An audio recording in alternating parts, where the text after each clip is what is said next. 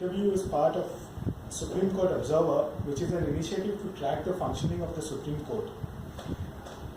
Today we have with us Dr. Usha Ramanathan, who is an acknowledged authority on the different facets concerning the Aadhaar Project since its inception.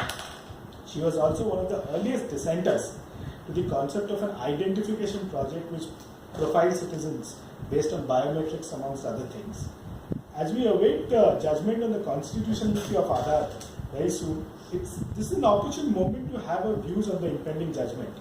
Ma'am, do you anticipate the Supreme Court declaring the entire Aadhaar Act unconstitutional in light of the Kuppaswamy judgment? I wouldn't dare hazard a guess about what the Supreme Court will do.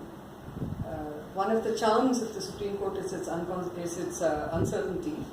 But one of the fears of it is also its uncertainty. But this much I will say, that the way the arguments went in the Supreme Court, see, these are concerns that have been raised over a period of time. They didn't start with the Aadhaar Act, and they are not going to end with, even if the Aadhaar Act is fully struck down. I don't think in most of our minds there is any doubt that the Aadhaar Act could never have been passed as a money bill. And any attempt to save it would be like, like saying that the Parliament is dispensable and it's all right for parliamentary procedure to be shrunk, so long as you can make any law survive a challenge to it. So that I would much rather that the court didn't go down that route, because I think much as we criticize Parliament for the extent to which it doesn't work, it's also been important for many of us that that's the one place for public debate and for representing our many views which are not connected. In the court you have a certain amount of space, but that's only where you have a case coming up. But debating things which concern people and being able to anticipate and deal with those issues, they happen in Parliament, and we would really want the court to resurrect the parliamentary relevance rather than just let it slip, because one slip has already been made. So I don't think it's just about the Aadhaar Act at all, and I think it starts from way before, and it's, these are ambitions that have been unleashed, where private industry, private interests want it for business and for making money, and they have, in that process, they've entered the government, and they are teaching the government how to use technologies for having control over a people.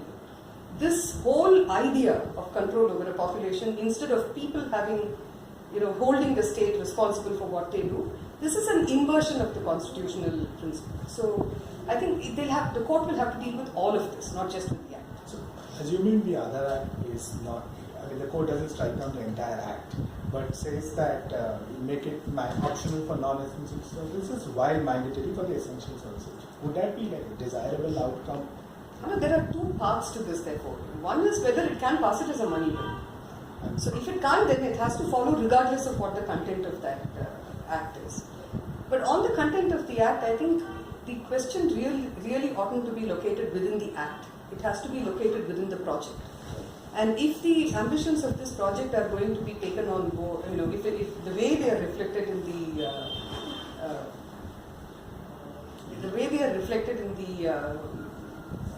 the sections of Section 57. In the Act, in the provisions of the Act, first of all, they don't cover all parts of the project. Secondly, the parts of the project that they cover. What are the parts which are not covered in the Act? By the project? For instance, the seeding of this number in every database, where does the law even provide for it? Okay. It's completely outside the law, it's outside the Constitution, it's outside any kind of citizens' rights.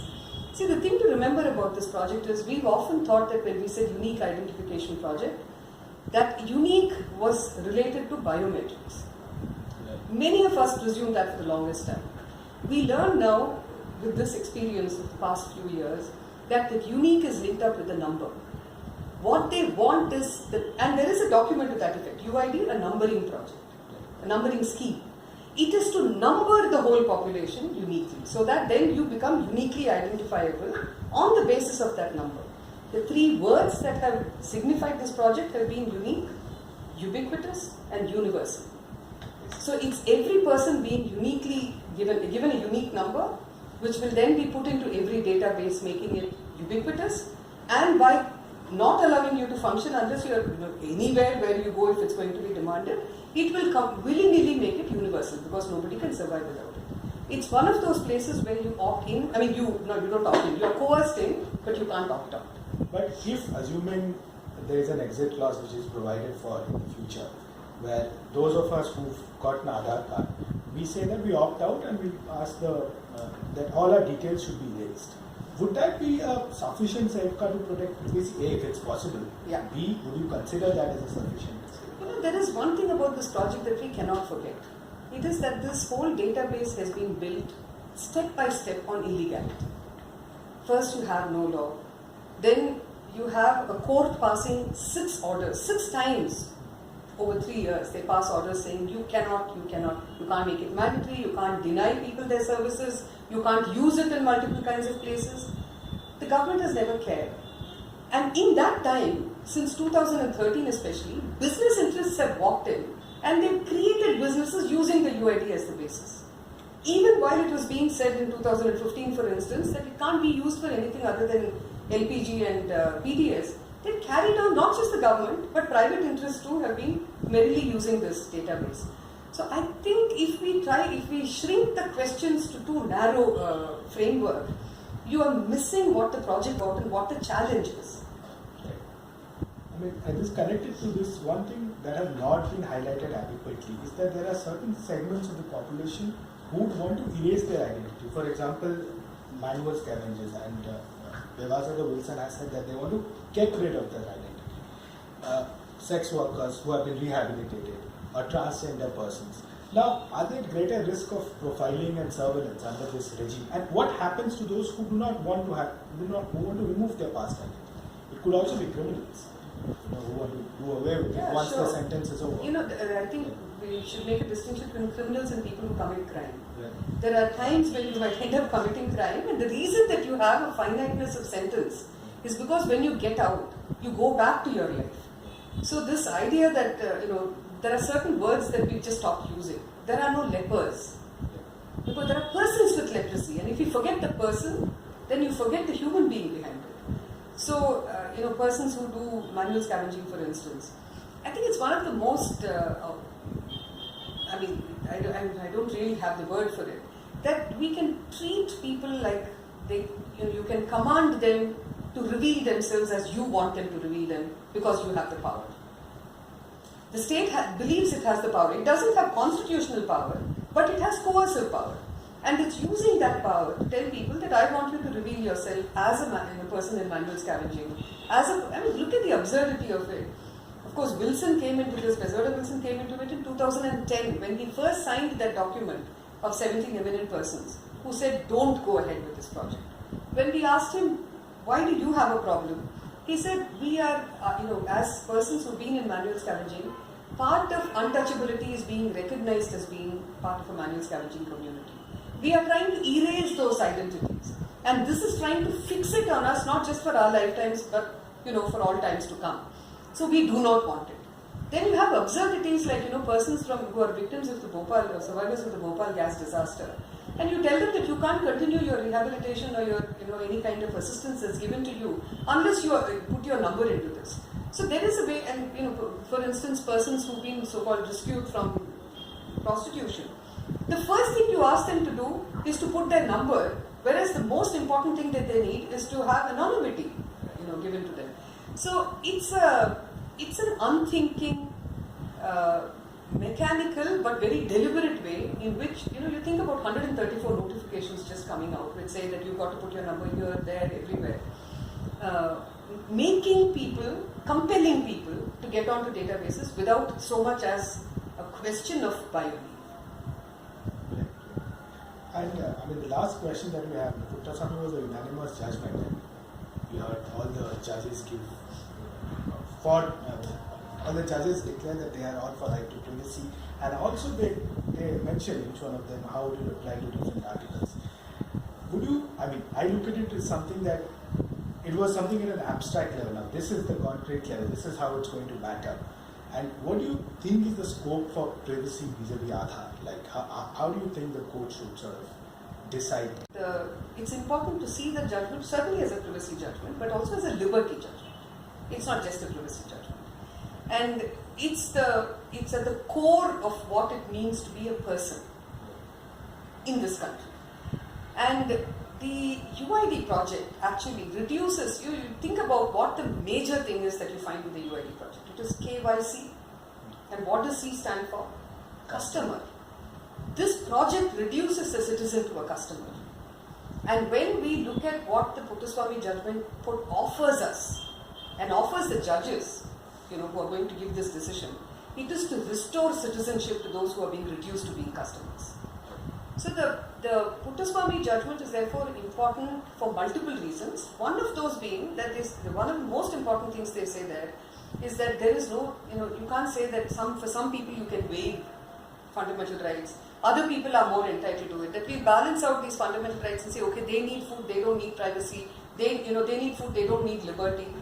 I think those choices have been expressly ruled out by that judgment. How far the judges will understand the import of that judgment and what they will give in that context is a completely, that's what we are waiting to find out. Right. But it's a cause for concern that in the Puttaswamy judgment, where they had expressly said in court that this is not about the UID, argue only privacy, there are two paragraphs that were written in which seem to be helping to provide exceptions for the UID project. Except that those two have to be contextualized. And when you contextualize, even if you say siphoning off, that's a good reason for you, for the government to use a project of this kind. Even if you were to see siphoning off, you will find that the siphoning off, you have to test it against this case. And you find that all the savings arguments that have been given here have been torn to shreds by the Petitioners' Council because they are all concocted figures. Now, it worries me that a state that doesn't give accurate information, that practices illegality regularly, that disrespects Parliament and wants to pass something as a money bill when it is not, that will make enormous leeway for business while taking away the rights of citizens, that will make voluntary into coercion without any, without a pause, and where every breach and every leak that happens from there will just be met with denial, where people who point out what the weaknesses of the system are subjected to, to being, questioned in 100 different ways. This kind of a project can never have legitimacy. Would you say that there's some arguments also made regarding the right to dignity? And personally, I think this project is also connected more with dignity than with issues of privacy and surveillance. And those are important. But how do you look at the right to dignity being one way of looking at this particular project, and what do you think the court might have to say about it? I would just vary a little from when you say that something is more important than the other, which you yourself did, but I'm just saying that. Because, see, the thing is, I think we had forgotten about dignity for much too long. And there are movements that are asserting, that are teaching us how to. The Dalit movement, for instance, is teaching us how to look at dignity. The transgender movement is teaching us how to look at dignity. So there are multiple people who are teaching us to constitutionalize ourselves. And that's something that the government needs to learn and that a court needs to internalize in its function. Alright, thank you, Usha ma'am, for your time. And for those of us who wish to know more about the kind of work that we're doing at Supreme Court Observer, so you can visit us at scobserver.clpr.org.in. Thank you once again. Thank you, ma'am. Thank you so much.